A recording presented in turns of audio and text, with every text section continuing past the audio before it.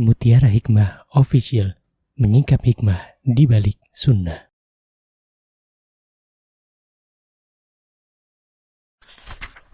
Salurkan donasi terbaik Anda untuk mendukung dakwah Mutiara Hikmah Official. Umroh akhir tahun plus daurah parenting Islami, sukses mendidik anak di zaman fitnah. Bersama Ustadz Hanan Yasir MA, Ustazah Imro'atul Azizah, 2 kali sholat Jumat. Kelas daurah parenting setiap hari. Konsultasikan dan daftarkan diri Anda sekarang juga. Mau haji yang gak pakai antri? Daftar sekarang, insya Allah 2024 berangkat. Gratis keberangkatan umroh sebelum haji. Dibersamai oleh Ustadz Hanan Yasir dan juga Ustazah Imro'atul Azizah. Buruan daftar sekarang juga, sebelum harga naik.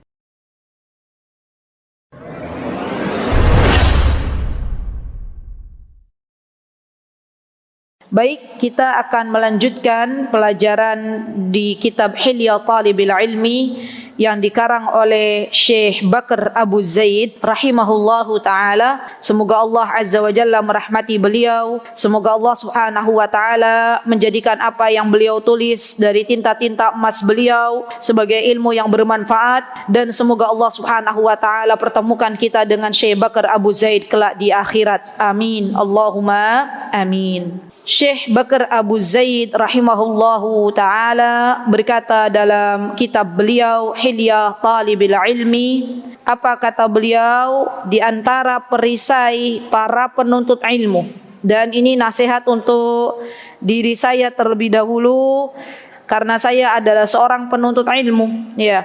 Sampai kapan kita berprofesi sebagai seorang penuntut ilmu? Sampai Allah wafatkan kita. Karena sesungguhnya tidaklah Allah Azza wa Jalla sibukkan seseorang dengan belajar kecuali Allah inginkan kebaikan pada dirinya. Apa kata Mu'ad ya ketika beliau berkata, ya disampaikan hadis Nabi kita Muhammad SAW, man yuridillahu bihi khairan yufaqihu fiddin. Barang siapa yang Allah Azza wa Jalla inginkan kebaikan dalam hidupnya, maka Allah Azza wa Jalla pahamkan ia dalam agama. Jadi ketika Allah sibukkan ibu-ibu semuanya untuk memahami agama yang mulia ini, artinya Allah sedang menginginkan kebaikan untuk kita semuanya. Ketika kita ada kesempatan untuk belajar, terutama belajar tentang agama, maka merapatlah, maka datanglah, karena disitulah Allah sedang menginginkan kebaikan untuk kita. Dan yang bisa menjaga kehidupan kita dari berbagai macam fitnah, syahwat dan syubhat pada zaman sekarang, diantaranya adalah ilmu. Ya, jangan pernah mundur dari yang namanya belajar, apapun rintangan yang dihadapinya, karena dalam belajar, dalam menuntut ilmu pun ada ujiannya. Allah ingin melihat seberapa besar keistiqomahan kita dalam belajar menuntut ilmu. Kalaulah ada orang dia belajar kemudian berputus asa, ia mundur dari belajar, maka sesungguhnya ia telah merugi. Kenapa? Karena Allah sudah bukakan jalan kebaikan untuknya, tapi kemudian dia mundur, kemudian ia tidak mau lagi berproses belajar. Subhanallah. Dan hari ini kita akan belajar tentang adab yang seharusnya kita miliki sebagai para penuntut ilmu. Walaupun kita tahu yang namanya penuntut ilmu itu tidak sempurna, yang namanya penuntut ilmu itu terkadang mengalami sebuah kondisi futur, yang namanya penuntut ilmu itu terkadang tergelincir ke dalam dosa, tapi sebaik-baik orang yang tergelincir dalam dosa adalah orang yang bersegera untuk bertaubat. Sebaik-baik orang yang futur, yang tidak bersemangat lagi adalah orang yang dia terus move on, ya, merubah posisi yang tadinya tidak semangat, minta sama Allah, ista'in billah, minta kepada Allah pertolongan agar semangat lagi. Jadi banyak tuh para thalibul ilm, para penuntut ilmu itu pertanyaan kalau pas saya mengisi kajian online terutama, itu di antara pertanyaannya apa? Dan itu pertanyaannya itu terulang kembali. Bagaimana tips agar bisa segera move on ketika futur, gitu kan ya? Maka saya katakan subhanallah teman-teman, yang namanya futur itu melanda semuanya. Ya, melanda semua hamba Allah. Dan di antara tips adalah kita bersegera meminta pertolongan kepada Allah. Bersegera meminta pertolongan kepada Allah dan mempelajari adab dalam menuntut ilmu. Karena ini penting sekali. Ilmu tanpa adab seperti pohon tidak berbuah. Ya, ilmu tanpa adab itu adalah sesuatu yang tidak akan bermanfaat untuk kehidupannya. Subhanallah. Kalau kita pengen ilmu kita barakah, maka beradablah. Dan di antara adab yang disebutkan oleh Syekh adalah kejujuran, dan juga perisai penuntut ilmu itu dia apabila tidak mengetahui sesuatu maka katakan wallahu taala a'lam. Ya. Dan subhanallah, 3 kaidah besar yang sudah kita pelajari, poin ke-32, poin ke-33 dan poin ke-34 ini berkaitan. Ya, kalau kemarin kita belajar tentang hati-hati dalam menyampaikan sebuah ilmu, apabila Allah dan Rasulnya mengatakan sesuatu, maka kita katakan walaupun banyak orang yang tidak menyukainya, karena tujuan kita berdakwah itu untuk menyampaikan agamanya Allah, bukan untuk mencari like, bukan untuk mencari popularitas. Nanti kita akan bahas insya-Allah. Dan apa yang Allah Azza wa Jalla telah larang, serta Rasulnya telah larang, maka kita katakan. Ya, baik, kita akan belajar poin yang ke-33 terlebih dahulu. Qala Syekh rahimahullahu ta'ala, di antara adab atau perisai penuntut ilmu, kata Syekh adalah as-sidqu, adalah kejujuran. Subhanallah.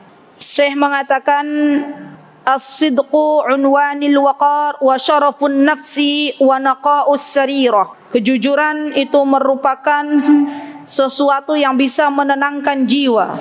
Kemuliaan seseorang didapatkan dari kejujuran. Subhanallah. Dan kejujuran itu juga adalah merupakan perintah dari Allah Subhanahu wa taala. Karena kata Syekh Utsaimin rahimahullahu taala, kata beliau, di antara yang bisa menyelamatkan kehidupan seseorang, kata Syekh Utsaimin dalam Syarah Hilya Talibil Ilmi, di antara yang dapat menyelamatkan kehidupan seseorang di dunia dan di akhirat adalah kejujuran. Ya subhanallah.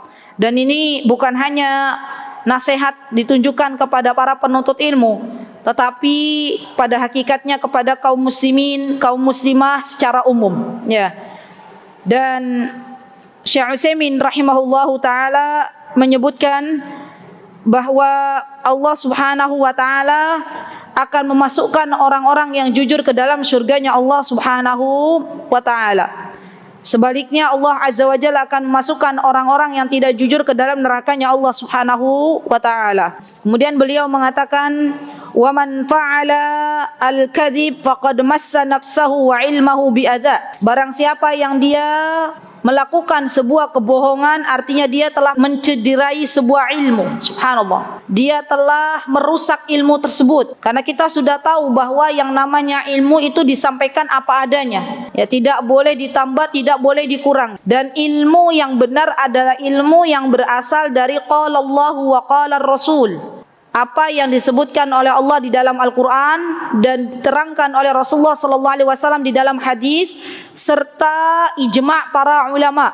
Ya, jadi kita ahlus sunnah wal jamaah dalam memahami sebuah ilmu itu yang dipakai rujukannya adalah Al-Quran, sunnah, hadis-hadis sahih Nabi kita Muhammad SAW, dan juga kesepakatan para ulama. Yang ulama tidaklah bersepakat kepada kebatilan. Ulama pasti bersepakat dalam kejujuran. Ya. Dengan syarat ulama yang bersepakat dalam kejujuran adalah ulama yang masih lurus, berpegang teguh dengan agama yang mulia ini. Subhanallah. Baik, kemudian Syekh mengatakan bahwa sesungguhnya, kata beliau, qala al-Auza'i, ini penting sekali, halaman 75. Coba dibuka halaman 75 di garis bawahi, Auza'i. Kata Auza'i, ia berkata, kata beliau, ta'allamis sidqa qabla an tata'allamal ilma. Ta'allamis sidqa qabla an tata'allamal ilma. Ini kaidah bagus sekali. Kalau bisa di garis bawahi, atau kalau yang bawa stabilo, di stabiloin boleh. Kata Imam Auza'i, beliau berkata, belajarlah kejujuran sebelum engkau mempelajari ilmu. Ya, dan Imam Auza'i ini disebutkan oleh Syekh Utsaimin dalam syarah beliau. Beliau adalah Abdurrahman bin Amru Abu Umar Al-Auza'i. Ya, jadi beliau bernama Abdurrahman Al-Auza'i. Itu namanya bukan Auza'i. Beliau seorang imam dalam ilmu dan nama beliau adalah Abdurrahman bin Amru. Kunyahnya Abu Umar. Beliau lahir pada zaman para sahabiyah atau para sahabah tahun 88 Hijriah. Uridu 'ala al-qada'i marrat imtana' wa huwa awla min dunil ilmi bisyam kana katsira al-hadits wal ilmu wal fiqh bal kana hujjat zaman wa kana mimman nusiba ilayhi ba'd al-madahib al-fiqhiyyah allati indatharat. Qala al-Imam Malik al-Auza'i imam yaqtadi bih. Masyaallah.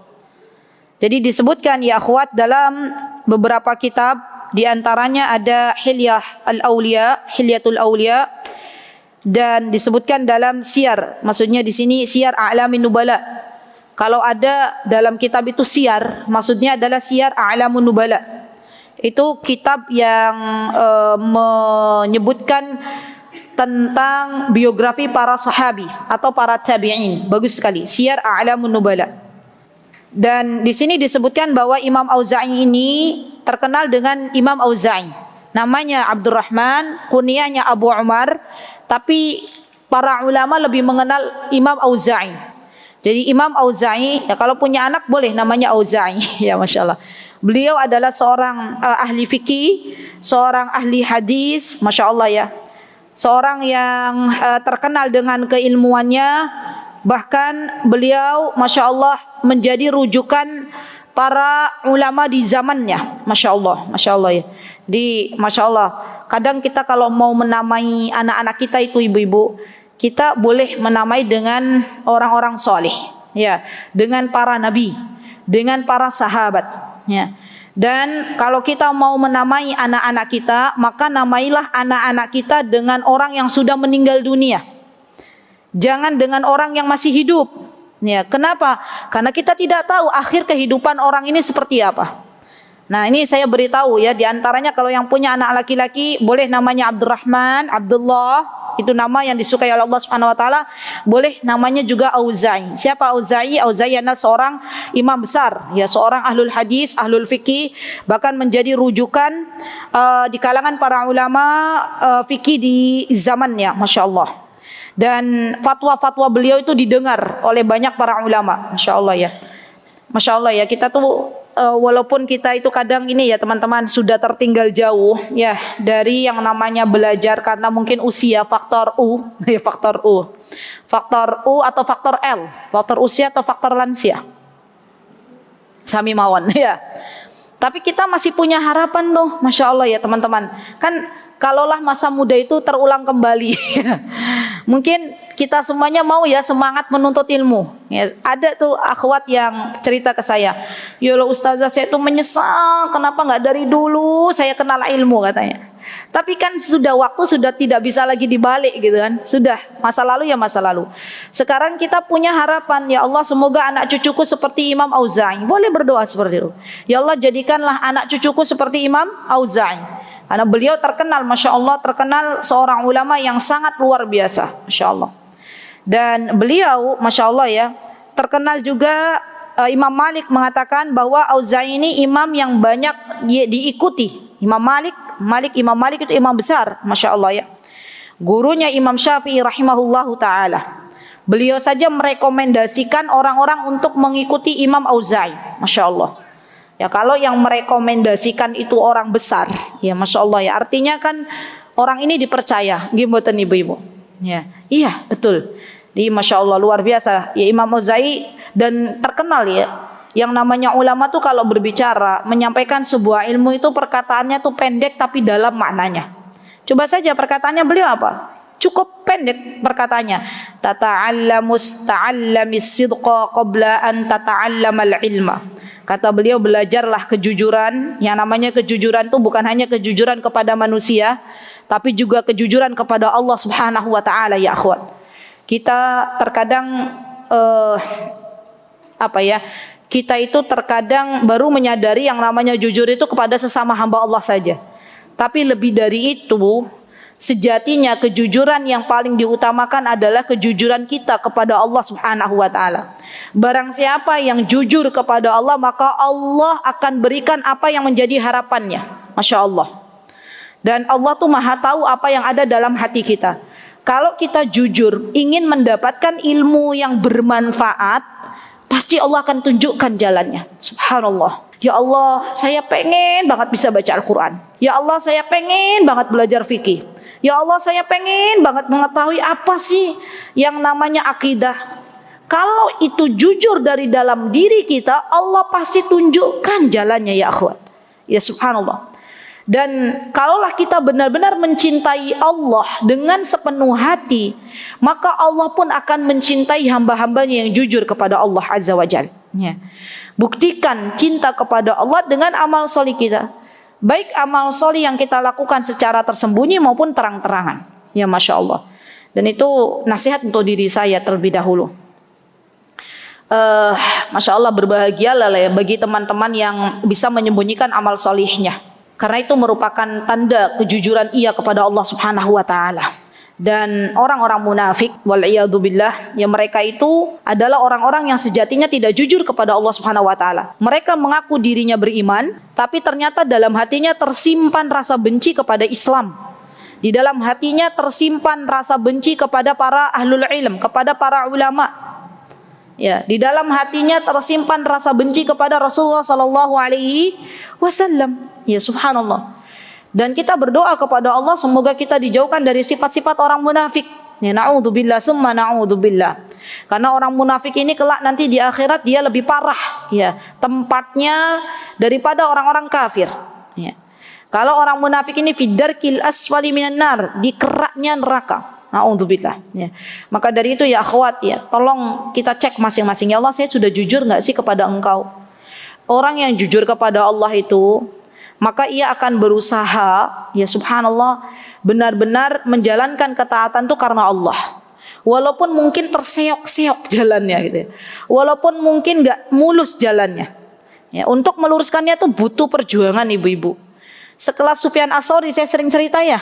Beliau itu Masya Allah untuk meluruskannya itu butuh perjuangan. Bagaimana dengan kita, bagaimana dengan saya yang amal solinya masih sangat-sangat sedikit. Maka perlu bagi kita ya jujur kepada Allah. Dan apabila jalannya sudah keluar dari rai, kita luruskan kembali. Minta lagi sama Allah agar Allah Azza wa Jalla meluruskan niat-niat kita. Baik, kemudian jujur juga termasuk diantaranya jujur kepada diri sendiri dan kepada manusia. Ya Masya Allah. Baik, kemudian di sini ya akhwat, waqala waqi'un. Dibuka yang punya buku putih halaman 76. Apa kata Waqi'? Waqi' itu namanya adalah Waqi' bin Jarrah. Waqi' bin Jarrah bin Malih. Waqi' bin Jarrah bin Malih.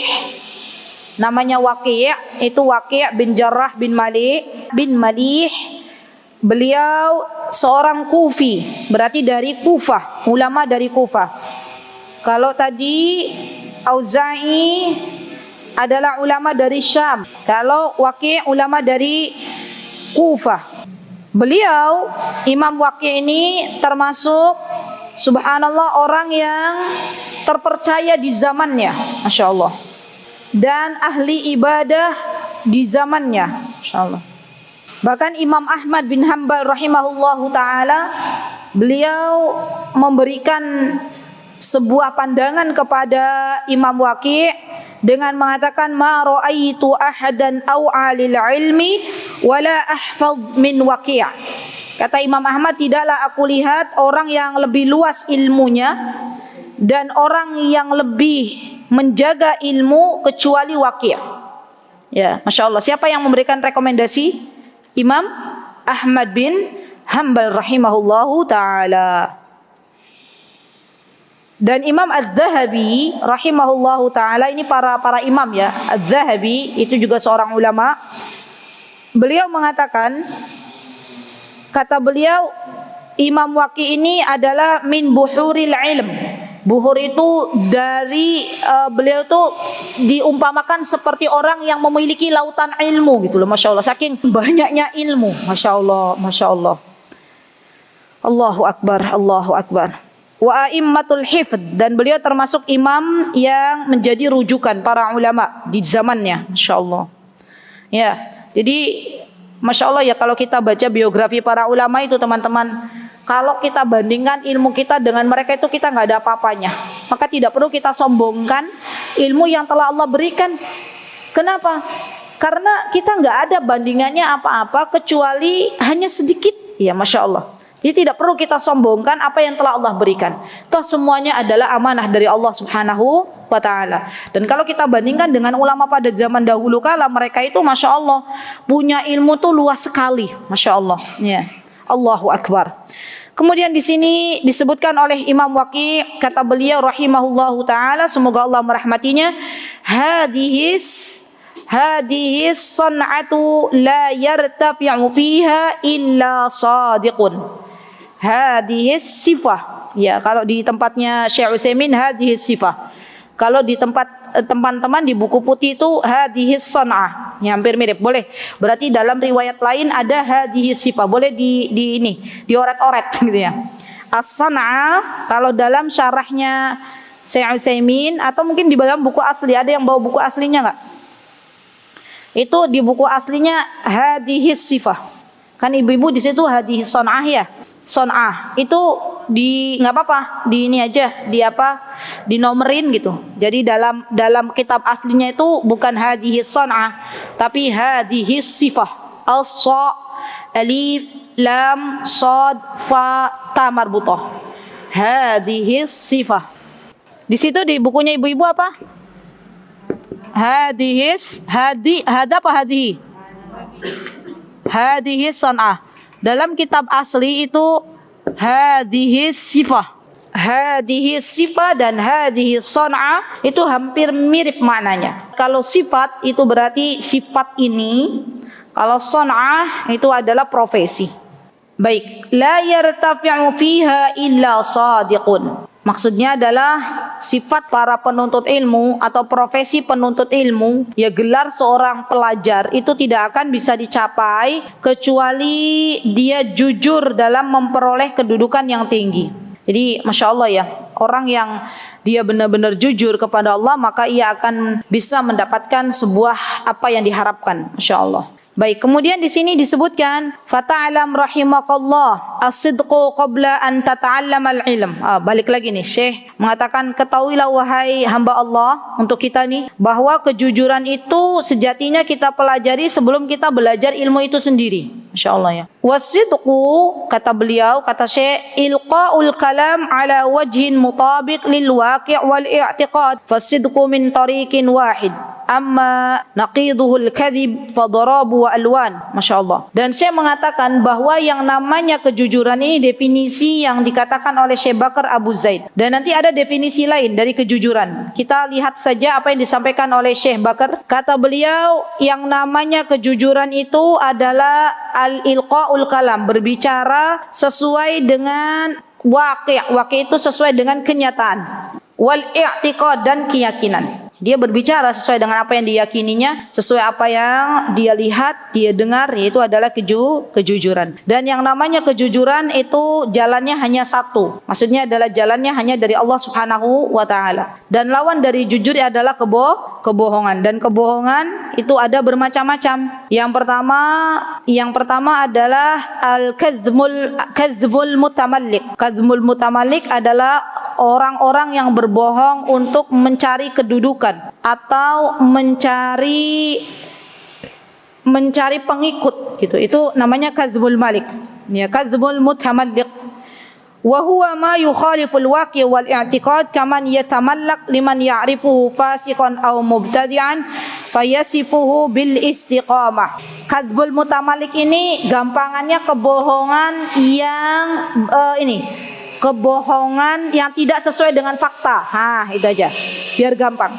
Kebohongan yang tidak sesuai dengan fakta. Kalau di buku putih diartikan kebohongan orang yang mengambil muka. Ya ini butuh penafsiran. Ya. Jadi kebohongan mutamalik adalah kebohongan yang dia beda faktanya beda gitu. Apa yang dia bicarakan tuh berbeda dengan fakta yang ada. Masya Allah. Dan hati-hati ya akhwat, yang namanya zaman sekarang, kebohongan itu bukan hanya apa yang diucapkan. Tadi kan ilqaul kalam, ya enggak? Tapi juga apa yang ditulis. Itu hati-hati. Karena kita sekarang hidup di dua dunia, dunia nyata dan dunia maya. Maka kalau zaman dulu yang namanya kejujuran itu apa yang diucapkan, apa yang diucapkan sesuai dengan kenyataan. Zaman sekarang itu juga apa yang ditulis. Apa yang ditulis itu harus sesuai dengan kenyataan. Subhanallah teman-teman. Fitnah di antara fitnah kita zaman sekarang adalah media sosial. Ya enggak? Saya sering mengatakan, sebelum kita terjun ke sosial media, maka istikharah dulu. Minta dulu sama Allah, ya Allah, ini yang terbaik atau tidak ya menurut Engkau. Dan pikir-pikir lagi, mana manfaatnya dan mana mudaratnya. Kadang ya di antara fitnah sosial media itu banyak orang berlama-lama menghabiskan waktunya untuk mengomentari apa yang didengarnya, apa yang dilihatnya. Dan di antara fitnah sosial media adalah dia menulis sesuatu yang tidak sesuai dengan fakta. Ya subhanallah. Dan kalau ditulis 1 hari, 2 hari, 3 hari dia selalu bohong, maka orang lain pun akan mengetahui bahwa dia adalah pembohong. Ya. Jadi hati-hati ya akhwat. Ya. Saya dan suami sudah mulai pensiun dini dari yang namanya salah satu dari sosial media. Ya. Saya tidak perlu menyebutkan mereknya. Kan ada banyak. Dan itu salah satunya kami sudah pensiun dini. Ya, mungkin kalau teman-teman melihat di Inspirator Muslimah di salah satu sosial media itu udah lama sekali nggak kami pakai. Suami juga sama. Kenapa? Karena menurut kami ya, ketika kita buka beranda ya namanya ya, kalau kita lihat itu subhanallah, itu menurut kami itu menghabiskan waktu. Dan subhanallah teman-teman, hati-hatilah dengan godaan syaitan. Kenapa? Karena di antara godaan syaitan itu menyibukkan seseorang untuk berlama-lama di sosial media. Ya kita harus bijak dalam menghadapi sosial media. Kita boleh bersosial media, kita boleh menyebarkan dakwah, tapi kita perlu bijak dalam bersosial media. Hati-hati ketika menulis, apa yang kita tulis itu menjadi sebuah saksi di akhirat nanti dari jemari yang kita tuliskan sesuatu. Ya subhanallah. Karena zaman sekarang apa yang ditulis itu sejatinya keluar dari hati, keluar dari lisan. Ya subhanallah. Jadi di antara fitnah zaman sekarang ya akhwat adalah fitnah sosial media. Baik. Tadi yang pertama adalah kebohongan yang tidak sesuai dengan fakta. Yang kedua adalah kebohongannya orang-orang munafik. Ya ini lebih ngeri lagi. Apa itu? Orang-orang munafik dia mengatakan ma yukhaliful i'tiqad, ya apa-apa yang bertentangan dengan keyakinan, wa yutabiqul waqi, dan apa-apa yang bertentangan dengan sebuah realita. Al-waqi itu realita. Ya, contohnya saja misalnya dia orang-orang munafik, dia mengatakan bahwa mereka termasuk orang-orang yang beriman, ternyata ya dia orang-orang yang tidak beriman kepada Allah Subhanahu wa taala. Jadi kembali lagi ke dalam hati. Allah Azza wa Jalla mengetahui apa yang dalam hati seorang hamba. Masya Allah. Baik, yang ketiga adalah kadzbul ghabi. Itu adalah kebohongan orang yang bodoh. Contohnya apa? Orang yang bodoh misalnya dia beranggapan bahwa kelompok-kelompok yang sejatinya tidak mengikuti apa yang ada dalam Al-Quran dan Sunnah, dia bela-belain. Dan dia mengatakan bahwa inilah yang paling benar. Nah, itu kebohongan orang yang bodoh. Masya Allah. Jadi subhanallah teman-teman, yang paling ngeri itu kalau Allah tidak berikan ilmu. Kenapa? Karena orang yang tidak berilmu tuh biasanya ngekor, biasanya ngikut, ya, tanpa mau tahu apa dalil atau bukti yang Allah Azza wa Jalla turunkan ke muka bumi ini. Dan banyak di antara manusia yang tidak mau ribet, tidak mau tahu, tidak mau bermajlis ilmu, yang penting ikut. Padahal yang diikuti belum tentu benar. Ya, sampai-sampai ada orang-orang yang sangat fanatik dengan kelompoknya. Sudah diberitahu bahwa apa yang dilakukannya itu jauh dari Al-Quran dan Sunnah. Mereka mengatakan yang penting aku ikut fulan, yang penting aku ikut fulanah. Subhanallah. Yang demikian disebut dengan taklid buta. Ya, ini hati-hati teman-teman. Jadi di antara kebohongan orang yang bodoh adalah orang yang selalu ngekor, orang yang selalu ikut-ikutan, orang yang tidak mau jujur untuk Allah Subhanahu wa taala. Subhanallah. Dan subhanallah, banyak ya orang-orang yang berada dalam kebodohan ini, kalau diberikan petunjuk, diberikan hidayah, diberikan saran, mereka akan menolak. Ya, mereka mengatakan bahwa dirinya lah yang paling benar. Na'udzubillah summa na'udzubillah. Baik. Kemudian saya mengatakan falzamil jada as-sidq fala tadghat ala aqdil lisan wala tadummu syafataik wala tuftah faka natiqan illa ala hurufin tu'tabar ala ihsasika as-sadiq fil batin. Sampai kata Syekh, yang namanya kejujuran itu terbagi menjadi dua, jujur di lisan dan jujur di dalam hati, atau jujur secara zahir dan jujur secara batin. Ini nih, saya juga baru tahu faidah ini. Yuk kita tulis bareng-bareng. Jadi jujur itu dibagi menjadi dua. Ada jujur yang berhubungan dengan lisan, ada jujur yang berhubungan dengan hati. Atau kata lain, jujur yang zahir dan jujur yang batin. As-sidqu yanqasim ila qismain. As-sidqu al-zahir, nanti insyaallah saya jelaskan. As-sidqul batin, atau as-sidqul zahir itu sidqu fil lisan, was-sidqul batin sidqu fil qalb. Contoh teman-teman, kejujuran yang berasal dari lisan adalah apa-apa yang diucapkan, yang kelihatan, apa-apa yang ditulis, itu jujur dengan lisan. Jujur dengan tulisan itu adalah jujur yang masuk dalam kategori jujur yang zahir, yang nampak. Yang kedua, jujur yang batin, yang masuk dalam hati. Contohnya Syekh mengatakan misalnya mencintai, membenci, ya. Itu semuanya adalah jujur yang masuk dalam hati. Subhanallah, orang yang jujur dari hati terdalam ketika mencintai seseorang, maka ia akan tulus mengucapkannya, dan itu terlihat di dalam kesehariannya. Namun sebaliknya, orang yang dia tidak jujur hatinya ketika mengucapkan rasa cinta, tapi itu adalah kedustaan teman-teman, lambat laun cinta tersebut akan sirna. Maka dari itu saya sering mengatakan yang namanya suami istri, rumah tangga itu sejatinya yang melanggengkan mereka setelah Allah Subhanahu wa taala adalah kejujuran di antara pasangan suami istri ini. Ya, jadi kejujuran suami istri itu adalah pondasi di antara pondasi yang bisa melanggengkan rumah tangga seseorang. Masya Allah, sedih rasanya teman-teman. Di zaman sekarang itu banyak orang-orang yang akhirnya harus kandas dalam berumah tangga. Ya, apa penyebabnya? Di antaranya suami istrinya nggak jujur. Ya. Apa penyebabnya? Di antaranya suaminya punya simpanan. Misalnya, dia pulang ke rumah mengatakan kepada istrinya, wahai istriku, aku hanya mencintaimu. Iya, hanya mencintaimu di kota A. Ya, di kota B dia punya lagi. Dia bilang ke wanita simpanannya, aku hanya mencintaimu di kota B, gitu ya. Subhanallah. Begitu pula bagi seorang istri. Subhanallah, ada kalanya mereka tidak jujur kepada suaminya. Ya. Ketika suaminya tidak ada di rumah, naudzubillah, ada para perempuan yang memasukkan orang lain ke dalam rumahnya. Padahal di antara ciri istri solihah adalah yang mampu menjaga dirinya, ya akhwat. Jadi ini penting banget ya di zaman kita sekarang ini.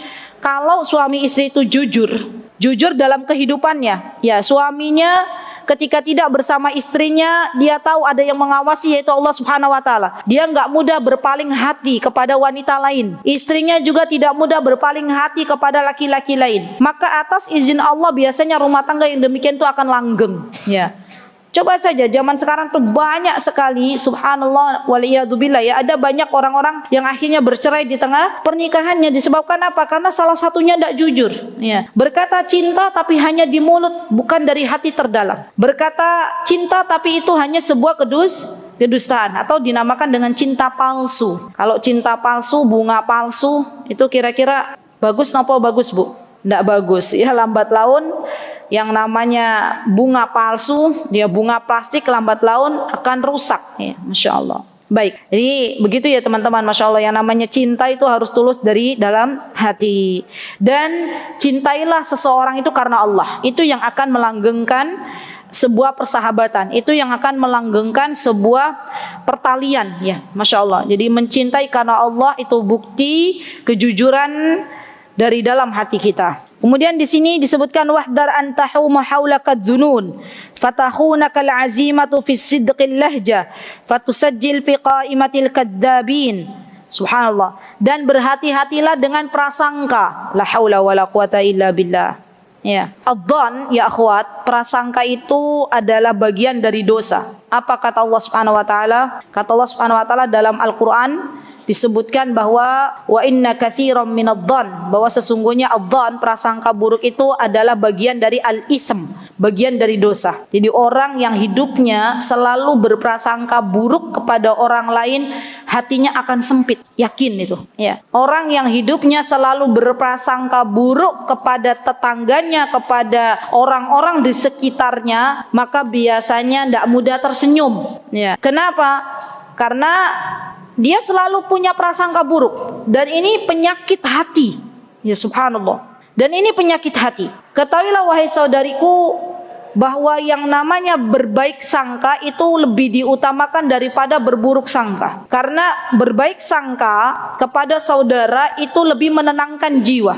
Ya. Sampai ada yang mengatakan, ya kalau misalnya kita mau berbuat baik kepada seseorang, ya, maka apakah kita benar-benar harus mencari tahu siapa dirinya? Saya katakan subhanallah, hendaklah kita berbaik sangka kepada saudari kita. Kalaulah misalnya dia ada kebohongan yang dia lakukan, itu urusannya bukan dengan kita, tapi dengan Allah Subhanahu wa taala. Jadi kedepankan baik sangka daripada buruk sangka. Kenapa? Karena orang yang berburuk sangka itu teman-teman hatinya sempit, ya.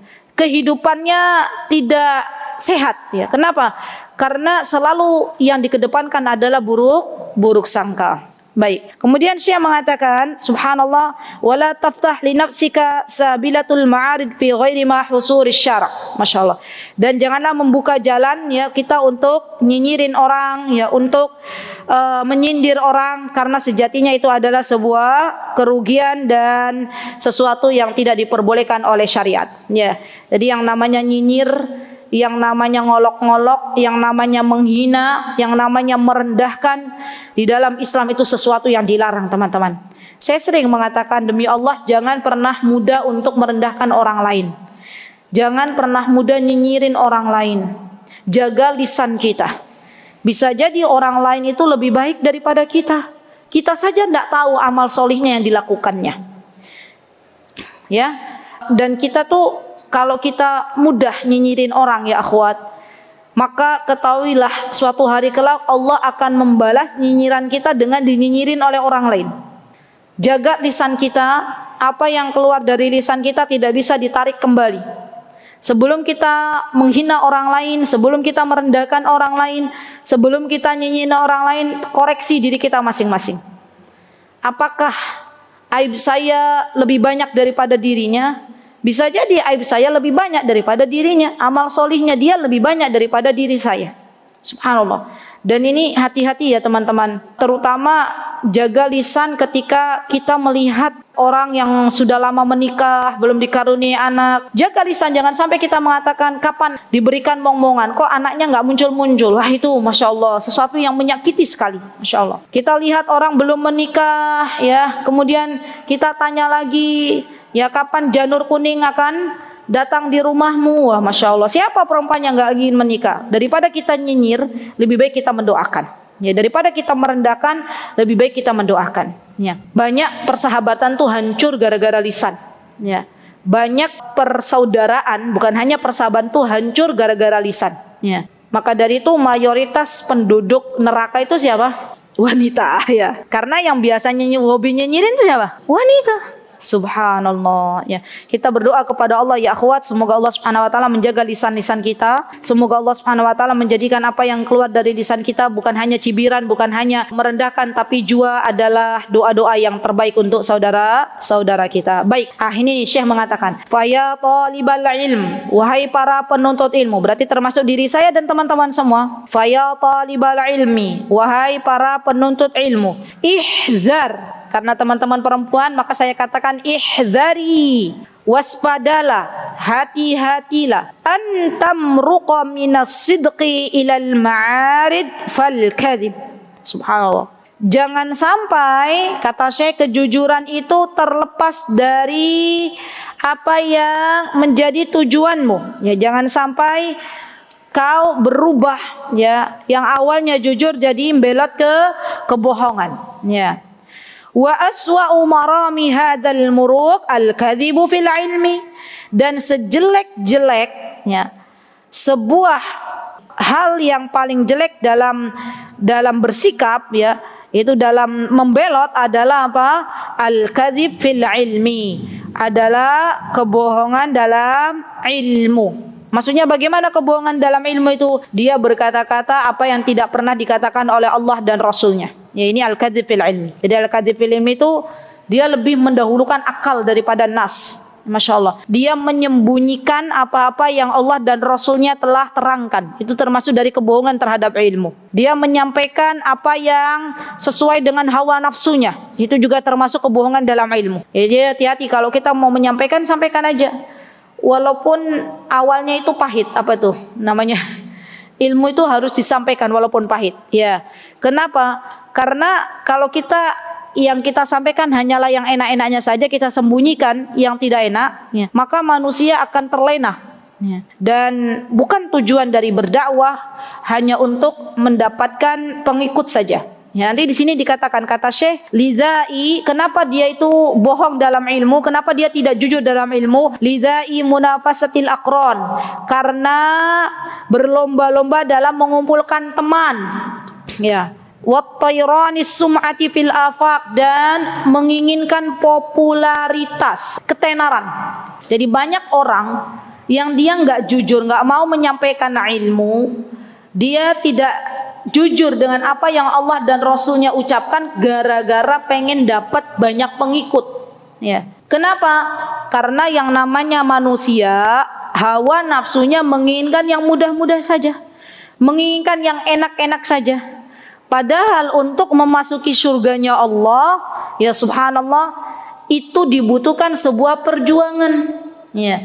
Dan hati-hati teman-teman kalau kita mau berdakwah, baik itu dalam dunia nyata maupun dalam sosial media, jangan sampai niat kita hanya sebatas mendapatkan follower, mendapatkan pengikut gitu ya, mendapatkan like zaman sekarang itu, subhanallah. Dan tentunya teman-teman, kalau kita berdakwah hanya sebatas untuk memperbanyak pengikut, Allah uji dengan sedikitnya pengikut, kita tidak akan lagi bersemangat untuk berdakwah. Kita tidak akan lagi bersemangat untuk menyampaikan ilmu. Masya Allah.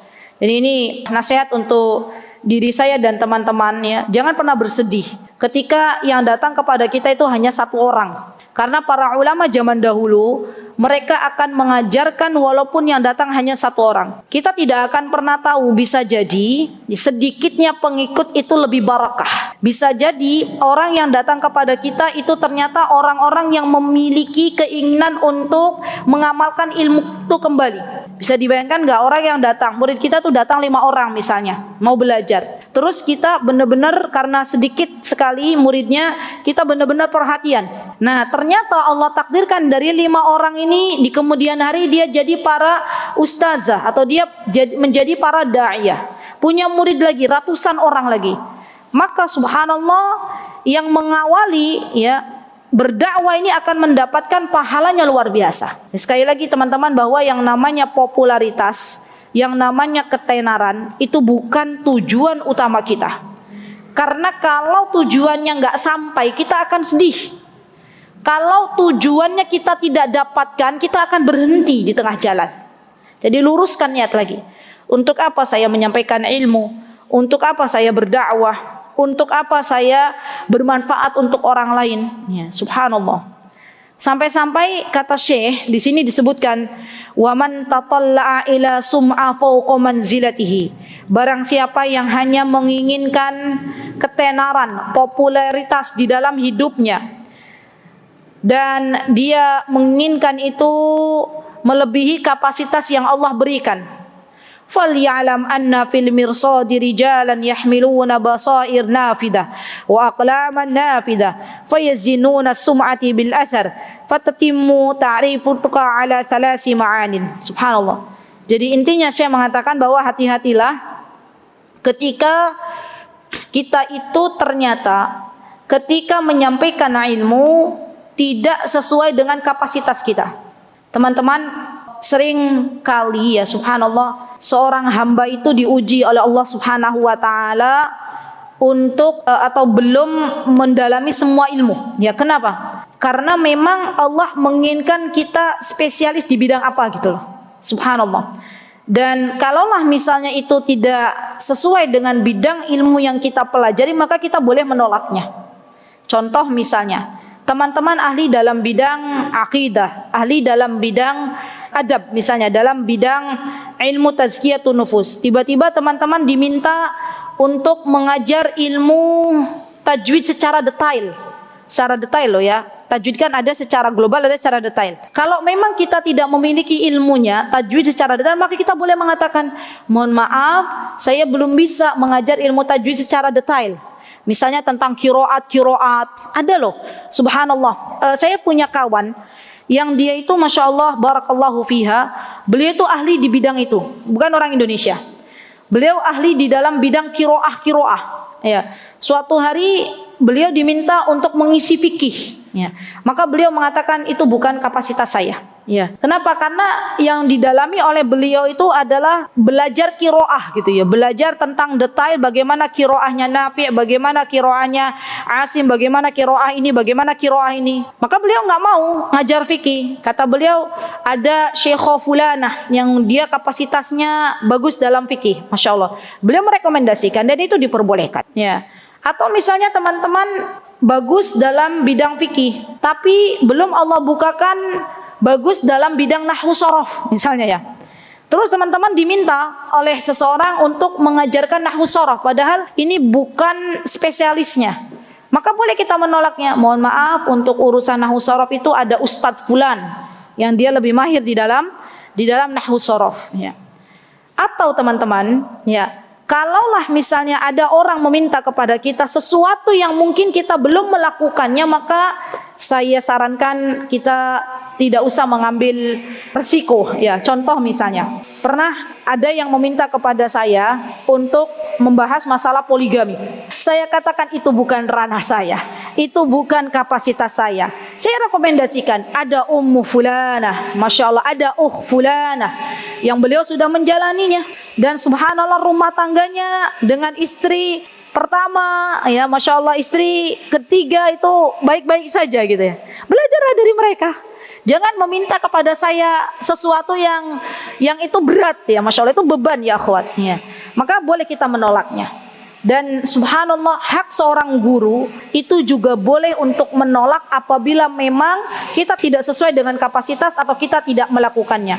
Jangan sampai kita termasuk orang-orang yang waliyadzubillah kabura maqtan 'indallahi an taqulu ma la taf'alun. Allah itu membenci orang-orang yang dia hanya berkata-kata tapi tidak mau melakukannya. Dan ini hati-hati ya akhwat. Kadang kita diuji dengan itu. Subhanallah. Dan hati-hati tadi dengan ketenaran, dengan popularitas. Orang itu kalau sudah tenar itu enggak ada enaknya blas. Ya. Mau kemana-mana, ya, itu rasanya tuh apa teman-teman? Rasanya tuh apa? Kayak ndain aja. Nanti ada yang ketahuan nih. Wah, kesini nanti ketahuan, kesini ketahuan. Makanya kalau teman-teman lihat artis-artis yang sudah terkenal itu kemana-mana pakai topi biasanya ya. Kemana-mana dia nyamar. Kenapa? Karena nggak enak. Blas popularitas ketenaran itu nggak enak. Demi Allah ini adalah sebuah hal yang mungkin banyak orang ingin mengejarnya. Tapi kalau itu sudah Allah berikan, maka tidak ada nikmatnya sama sekali. Jangan coba-coba terjun atau memiliki tujuan untuk mengejar sebuah kepopularitasan, sebuah ketenaran. Karena itu akan mencelakakan kita baik di dunia maupun di akhirat. Para ulama zaman dahulu kala, mereka itu bersembunyi, ya, tidak mau diikuti oleh banyak orang. Kenapa? Khawatir apa yang dilakukannya menjadi sesuatu yang tidak bernilai di hadapan Allah Subhanahu wa taala. Jadi kalau ulama-ulama zaman dulu tuh teman-teman, kalau ada yang mengikuti itu, mereka pernah saya mendapati Imam Abu Hanifah, baca bukunya Imam Abu Hanifah, suatu hari beliau diikuti oleh seseorang. Kemudian orang ini mengatakan, "Wahai Imam Abu Hanifah, saya kemarin mengikutimu, saya melihat kamu begini-begini." Kata Imam Hanifah, "Berjanjilah kepadaku," katanya. Ke orang tersebut tersebut. Jangan kau katakan itu kecuali kepadaku, jangan kau katakan kepada orang lain. Ya Masya Allah. Itu ulama zaman dahulu begitu. Masya Allah. Jadi takutnya mereka untuk tenar, takutnya mereka untuk menjadi terkenal. Zaman sekarang kira-kira yang namanya ketenaran, popularitas, ya, pengen dapat like dari orang itu sebuah tujuan atau bukan, teman-teman? Ya, sebuah tujuan. Ya, kembali lagi bahwa Islam itu subhanallah mengajarkan ketawaduan. Islam itu mengajarkan rendah hati. Islam itu tidak mengajarkan kesombongan. Islam tidak mengajarkan sebuah ketenaran. Subhanallah. Itu adalah ujian dari Allah. Maka orang-orang yang diuji dengan ketenaran, berhati-hatilah. Suatu hari kalau engkau tetap yang menjadi tujuan utamamu adalah sebuah ketenaran, maka berhati-hatilah ketika Allah menjungkir balikan apa yang ada selama ini. Jadi bisa jadi orang yang dulunya tenar, tiba-tiba Allah buka aibnya. Ya, naudzubillah summa naudzubillah. Kita berlindung kepada Allah Subhanahu wa taala dari tujuan yang hina ini, karena sejatinya kita semuanya akan dilupakan oleh manusia. Ya, kita meninggal dunia ya akhwat, tidak akan membawa ketenaran sama sekali.